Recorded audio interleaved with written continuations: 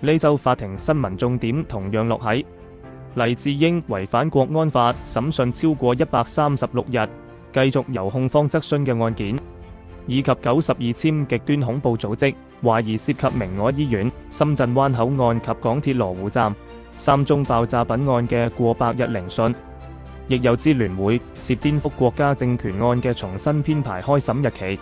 案件需要延後半年到今年11月先開審。壹傳媒創辦人黎智英與蘋果日報3間公司被控串謀勾結外國勢力案，呢星期繼續由控方盤問。黎智英在法官及控方連番追問下，承認2019年到2020年之間，佢從冇譴責用武派嘅暴力，仲提議對實施暴力嘅年輕人進行特赦。控方亦提問關於蘋果日報工作平台 Slack 嘅運作，質疑 Slack 呈堂記錄嘅真確性。控方指 Slack 內嘅頻道有啲訊息被刪除或修改。黎答稱唔知道被刪除嘅訊息係乜嘢，亦唔知係邊個刪除。控方又指黎智英以蘋果日報發表專欄文章，意圖操控市民情緒，掀起市民憎恨中港政府，更借鼓吹遊行，意圖將事情升級。法官更質問黎為何唔提出其他方式嘅建設性對話。另一宗審訊超過100日嘅92簽恐怖置放炸彈案，呢週繼續由警方證人作供。喺正式拘捕行動4日前，已進入涉案大角咀宏創方部署嘅刑事情報科監視警員，指刑事情報科人員係有攜帶配合行動工具進入大廈，但因屬機密，唔會記錄喺記事冊上。否認辯方質疑涉案503室內嘅懷疑爆炸品係被人插贓嘅指控。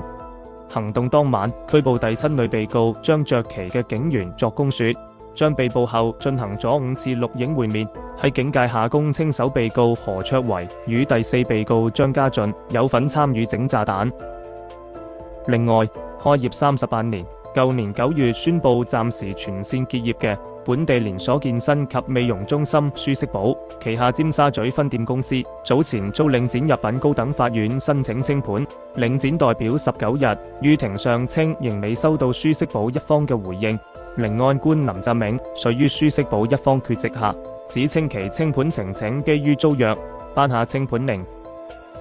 此外，28歲電影公司替身演員涉嫌喺2024年5月揸電單車經過深水埗西村路時，撞到一名正橫過馬路7巡撫，7巡撫被撞飛倒地，於深切治療部留醫逾1週。替身演員喺2月17日於九龍城法院認危駕致他人身體受嚴重傷害罪。辯方求情時指案中傷者胡亂過馬路又冇睇車，對造成意外亦有責任。裁判官陳志輝指傷者傷勢嚴重，本案必須判處監禁，將案件押後至2月28日，等待索取背景報告後判刑。被告須還押後判。